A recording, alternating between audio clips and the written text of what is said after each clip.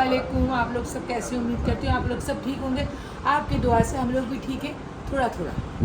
बात ये है कि देखिए ये शोएब आए हैं, आज बताया इन्होंने कि 16 घंटे की सर्जरी, 14 घंटे की सर्जरी हुई है। अब वो ओटी से बाहर आ गई है, मगर इतना इंसान को कहाँ होश होता है, इतने घंटे का ऑपरेशन हो फिर कहाँ से इंसान होश में रहेगा। बेहोश भी कितनी देर के लिए किया होगा, के लिए किया होगा ना, पता नहीं। फिर होश में भी जब इंसान आता है ना तो हल्का फुल्का सा आता है, ज्यादा वाला होश में नहीं आता है। फिर उसके बाद जो है ना वो उसका जो ट्यूमर से कहते हैं कि जिगर का भी थोड़ा सा टुकड़ा कट गया है। इन्होंने बताया है शोएब ने कि जिगर का भी थोड़ा सा टुकड़ा कट गया है, मगर डॉक्टर ने कहा इसमें कोई परेशानी की बात नहीं। जिगर तो अल्लाह ताला ने ऐसा बनाया है इंसान का कि अगर खुदा ना करे कोई बात हो जाए या किसी को देना वेना पड़ जाए, अक्सर बाप बेटे को दे देता है, बेटा बाप को दे देता है। खूनी रिश्ते जिगर को दे सकते हैं एक दूसरे के। तो इसने यही कहा, मगर जो ट्यूमर निकला है ना उसका कुछ हिस्सा गया है चेक होने के लिए, फिर पता चलेगा कि आया ये खुदा ना करे कोई बात है या नहीं है। अल्लाह से मेरी तो दुआ यही है कि अल्लाह ताला इस महीने के सदके में अल्लाह ताला इसको सेहत दे, जिंदगी दे, अपने बच्चे के वास्ते आए वापस। वो यही कह रहा था कि ना रूहान जो है वो 2-3 दिन बहुत अच्छी तरह रहा, मगर कल वो रोया बहुत, तो फिर ले आया था। तो कह रहा था दीपिका के साथ खेला बच्चा अपना, उसका बच्चा खेलता रहा, मगर वो कह रहा है कि फिर भी रो रहा है वो, जैसे माँ के लिए। माँ तो माँ होती है ना, कोई भी कैसी भी माँ हो, माँ तो माँ होती है ना।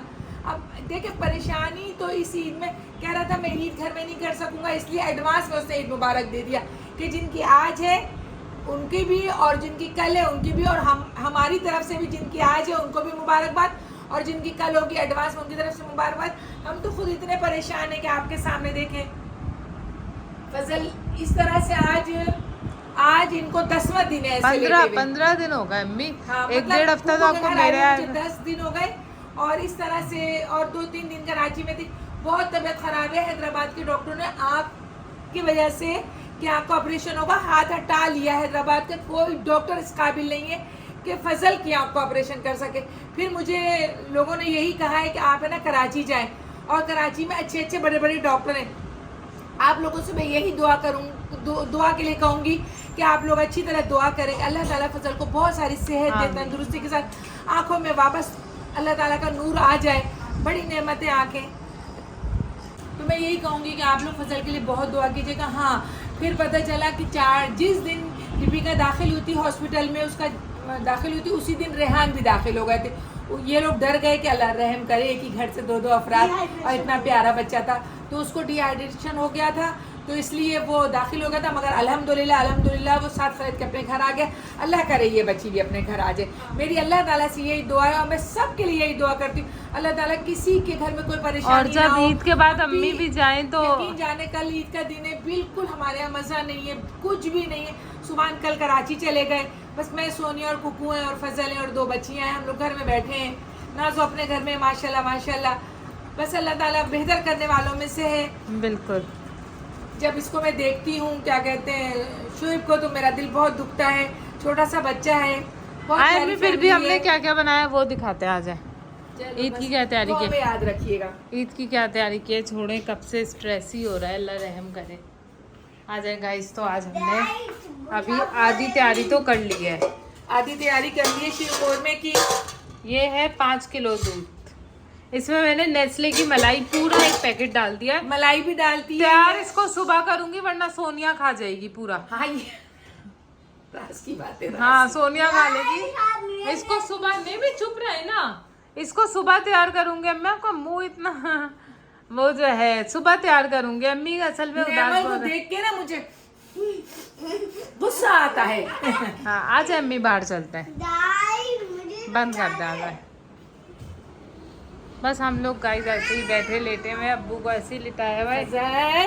हाँ, कैसा लग रहा है? ठीक है, अच्छे हो? हाँ। अब्बू का फेस भी बहुत खराब हो रहा है अम्मी। हाँ, फेस भी अब्बू का बहुत खराब हो रहा है। अब दुबले भी बहुत हो गए, बहुत सेहतमंद होते थे ये, ऐसे मोटे लगे होते थे, बहुत दुबले हो गए, बहुत दिल उदास है मेरा। मैं आपको बता नहीं सकती कि बस ये दिन हमारे कैसे गुजर रहे हैं। अल्लाह ताला इतनी परेशानियाँ परवरदिगार किसी घर में ना आए, अल्लाह ताला करे सब सुकून में रहें। और मैं कुछ भी नहीं कह सकती आज। ये बताइए, आप लोगों ने मेहंदी वेहंदी लगवाई, कपड़े वपड़े बनवाए? हम लोगों ने बाखुदा ना मेहंदी लगवाई है ना कपड़े बनवाए, किसी ने नहीं। बस छोटे ही बच्चे हैं, ये पहन लेंगे इंशाल्लाह ताला।